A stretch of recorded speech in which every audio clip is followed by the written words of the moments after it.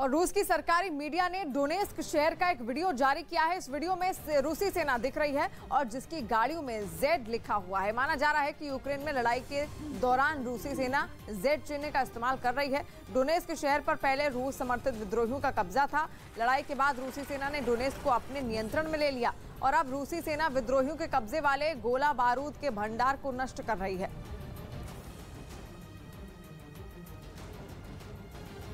उधर यूक्रेन के विदेश मंत्री ने रूसी फौज पर 70 से ज्यादा बच्चों को मारने का आरोप लगाया। 17 दिनों से जारी युद्ध में पुतिन की फौज यूक्रेन के अलग अलग शहरों पर मिसाइलों और बमों से हमला कर रही है, जिसकी कई तस्वीरें सामने आ चुकी हैं, जिनमें युद्ध से हो रही तबाही की कई निशानियां दिखाई दी। अस्पताल, स्कूल, बड़ी बड़ी इमारतें मलबे में तब्दील हो गईं। इन हमलों में कई लोगों के मारे जाने की भी खबर है।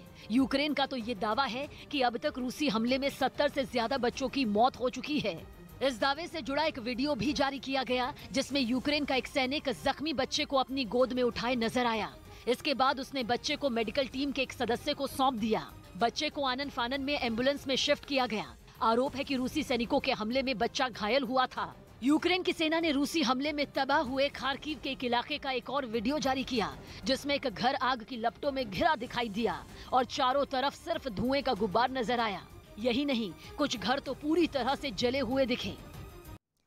और यूपी में ऐतिहासिक जीत के बाद योगी आदित्यनाथ दिल्ली आएंगे, जहां वो प्रधानमंत्री मोदी से मुलाकात भी करेंगे। योगी आदित्यनाथ का प्रधानमंत्री मोदी के अलावा अमित शाह, जेपी नड्डा और राजनाथ सिंह से भी मुलाकात का कार्यक्रम है। मुख्यमंत्री योगी आदित्यनाथ सुबह 8 बजे लखनऊ से निकलेंगे और दिल्ली पहुंचने पर योगी यूपी सदन जाएंगे और इसके बाद सुबह 11 बजे वो रक्षा मंत्री राजनाथ सिंह और फिर सुबह 11:30 बजे जेपी नड्डा से मुलाकात करेंगे। इसके अलावा योगी प्रधानमंत्री नरेंद्र मोदी, गृह मंत्री अमित शाह और दूसरे नेताओं से भी मुलाकात करेंगे।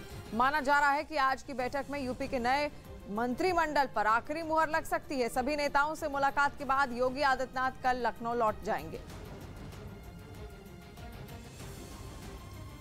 और वहीं रूस यूक्रेन युद्ध की बड़ी खबर निकलकर सामने आ रही है। यूक्रेन ने रूस का हेलीकॉप्टर मार गिराने का दावा किया है। यूक्रेन की सेना ने रूस के K-52 हेलीकॉप्टर को मार गिराया है। यूक्रेन ने अपने दावे को मजबूत करने के लिए एक वीडियो भी इसका बाकायदा जारी किया है, जिसमें एक हेलीकॉप्टर जलते हुए जमीन पर गिरता हुआ नजर आ रहा है। यानी कि पुख्ता संदेश यहां से रूस को देने की कोशिश की हम पीछे हटने वाले नहीं, और इसके लिए वो वीडियोस भी लगातार जारी कर रहा है। और ये हेलीकॉप्टर के परखच्चे उड़े हुए आप यहाँ पर देख रहे हैं।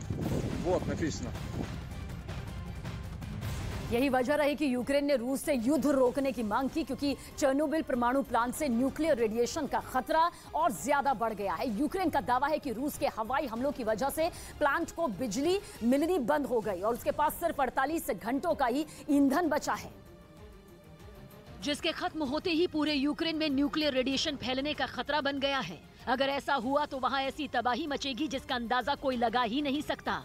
ये खतरा बहुत बड़ा है, नस्लों को तबाह कर देने वाला है। कहा तो ये भी जाता है कि अगर रेडिएशन हुआ तो हजारों लोगों की जान जा सकती है और लाखों लोग बीमार पड़ सकते हैं, जिसका असर यूरोप के कई देशों में दिखाई पड़ सकता है। इसलिए इस खबर के बाद पूरी दुनिया सन्न रह गई है, दहशत में है। प्लांट से रेडिएशन ना हो, इसके लिए जरूरी उपायों पर कदम उठाने की कोशिश भी तेज कर दी गई है।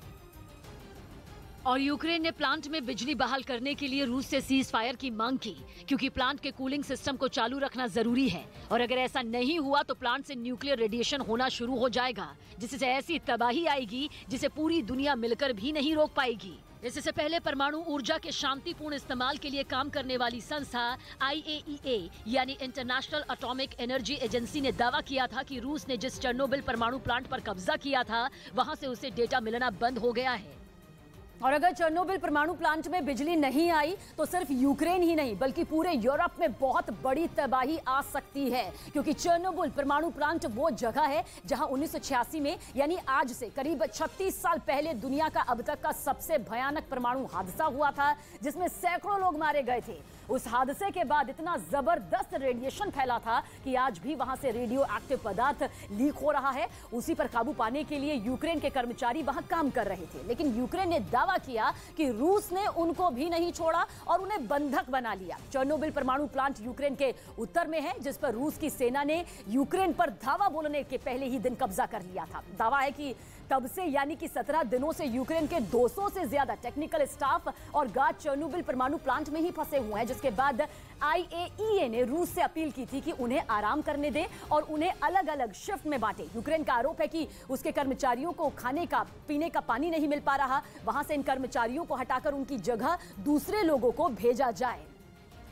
और उत्तराखंड में सीएम पद के लिए बीजेपी में रस्साकशी तेज होती हुई दिखाई दे रही है। पार्टी के बड़े नेताओं का दिल्ली आना शुरू हो गया है। इसी कड़ी में आज सतपाल महाराज, मदन कौशिक, रेखा आर्य और अजय भट्ट आज बीजेपी के शीर्ष नेतृत्व से मुलाकात करेंगे।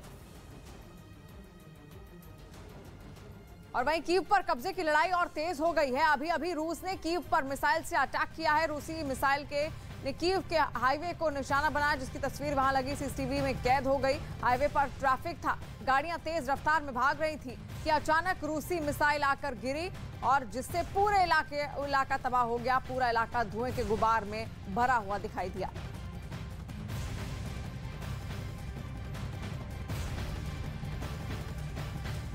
यूक्रेन ने रूसी फौज के एक मल्टी बैरल रॉकेट लॉन्चर को उड़ाने का दावा किया है। उसने बाकायदा इसका एक वीडियो भी जारी किया, जिसमें जंगल में खड़े रॉकेट लॉन्चर पर आसमान से बम गिरता दिखा। जैसे ही उस पर हमला हुआ, तेज धमाके के साथ चारों तरफ धुआं ही धुआं नजर आया। दावा किया गया कि रूसी सेना का यह रॉकेट लॉन्चर हमले की फिराक में था, लेकिन उससे पहले ही यूक्रेन की सेना ने उसे ध्वस्त कर दिया। और पंजाब में आम आदमी पार्टी की ऐतिहासिक जीत के बाद आज दिल्ली के सीएम अरविंद केजरीवाल पंजाब पहुंचेंगे। केजरीवाल दोपहर 2 बजे भगवंत मान के साथ अमृतसर में रोड शो करेंगे। भगवंत मान और केजरीवाल हरमिंदर साहिब में भी दर्शन करेंगे। दोनों नेता जलियांवाला बाग, दुर्गियाना मंदिर और वाल्मीकि धाम भी जाएंगे। और इस वक्त की बड़ी खबर, अमेरिका की उपराष्ट्रपति कमला हैरिस ने बड़ा बयान दिया है। उन्होंने यूक्रेन में रूसी कार्रवाई को लोकतंत्र से जोड़ा है और कहा है कि रूस के इस कार्रवाई से पूरे यूरोप में लोकतंत्र खतरे में है। पश्चिम मीडिया ने पहले ही ये बात सामने आ चुकी है कि रूस यूक्रेन के प्रधानमंत्री को उनके पद से हटाना चाहता है और उसकी जगह रूस समर्थित नेता को वहां पर बिठाना चाहता है। यूक्रेन ने रूसी फौज के एक मल्टी बैरल रॉकेट लॉन्चर को उड़ाने का दावा किया है। उसने बाकायदा इसका एक वीडियो भी जारी किया, जिसमें जंगल में खड़े रॉकेट लॉन्चर पर आसमान से बम गिरता दिखा। जैसे ही उस पर हमला हुआ, तेज धमाके के साथ चारों तरफ धुआं ही धुआं नजर आया। दावा किया गया कि रूसी सेना का यह रॉकेट लॉन्चर हमले की फिराक में था, लेकिन उससे पहले ही यूक्रेन की सेना ने उसे ध्वस्त कर दिया। और 5 राज्यों में हुए विधानसभा चुनाव में करारी हार के बाद सोनिया ने कांग्रेस संसदीय दल की बैठक बुलाई है और ये बैठक आज सुबह 10:30 बजे 10 जनपद पर होगी। इस बैठक के बाद शाम 4 बजे कांग्रेस कार्य समिति की बैठक भी बुलाई गई है। सूत्रों के मुताबिक प्रियंका गांधी विधानसभा में हार की जिम्मेदारी ले सकती हैं और इस्तीफे की पेशकश कर सकती हैं। और इस वक्त की बड़ी खबर, अमेरिका यूक्रेन को नए हथियार देगा। अमेरिका ने यूक्रेन को एंटी एयरक्राफ्ट और एंटी आर्म्ड वेपन देगा। अमेरिका चाहता है कि यूक्रेन रूस को इस युद्ध को लंबे उलझा कर रखे और इस वजह से उसकी ओर से कई सारे लड़ाकू हथियार भी यूक्रेन को दिए जाएंगे, ताकि धीरे धीरे किसी भी तरीके से इस युद्ध को लंबा खींचा जा सके। पूर्वी यूक्रेन के वोल्नोवाखा शहर में रूस के समर्थन वाले अलगाववादियों और यूक्रेन के फौज के बीच भीषण जंग हुई और इस जंग में सबसे ज्यादा नुकसान शहर के रिहायशी इलाकों को हुआ, जिसे देखकर कुछ लोगों की आंखें नम हो गईं। वोल्नोवाखा पर कब्जे के लिए रूस के समर्थन वाले अलगाववादियों और यूक्रेन की सेना के बीच वहां आमने सामने की लड़ाई हुई, जिसमें शहर की ज्यादातर रिहायशी इमारतें खंडहर में तब्दील हो गईं। यहां तक कि शहर का एक पुराना चर्च भी इस जंग की भेंट चढ़ गया। सड़कों पर जले हुए टैंक और मारे गए सैनिकों के शव इधर उधर पड़े नजर आए। इस जंग में जिन लोगों के सिर से छत छिन गई, वो लोग कड़ाके की ठंड में खुले आसमान के नीचे आग के सहारे खुद की जान बचाने को मजबूर दिखे। बताया गया कि शहर पर कब्जे की ये जंग इतनी भीषण थी कि आम लोगों को अपनी जान बचाने के लिए सुरक्षित ठिकानों की ओर भागना पड़ा। इसलिए वहां के ज्यादातर इलाकों में सन्नाटा पसरा दिखाई दिया। और रूस और यूक्रेन में जारी जंग के बीच यूक्रेन की तरफ से रूस के एक हेलीकॉप्टर को गिराने का दावा किया गया है, जिसका एक वीडियो भी यूक्रेन की सेना ने जारी किया है और दावा किया गया है कि खेरसोन की जमीन पर पड़ा मलबा रूस के K-52 हेलीकॉप्टर का ही है, जिसे यूक्रेन की सेना ने ध्वस्त कर दिया, मार गिराया। और यूक्रेन की तरफ से जारी किए इस वीडियो में कुछ लोग हेलीकॉप्टर की तरफ जाते हुए भी नजर आए। वहां पर पड़े हेलीकॉप्टर में आग लग चुकी थी और उससे बेतहाशा काला धुआं निकलता हुआ दिखा।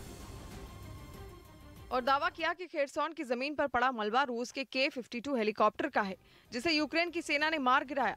यूक्रेन की तरफ से जारी किए गए इस वीडियो में कुछ लोग हेलीकॉप्टर की तरफ जाते हुए नजर आए। वहां पड़े हेलीकॉप्टर में आग लग चुकी थी और उससे बेतहाशा काला धुआं उठता नजर आया। इस हमले में हेलीकॉप्टर का पुर्जा अलग हो गया, यहां तक कि कुछ हिस्से तो कई मीटर दूर तक गिरे। रूस के इस एलिगेटर नाम से मशहूर हेलीकॉप्टर को गिराने के बाद यूक्रेन की सेना ने इसकी जानकारी ट्वीट कर दी।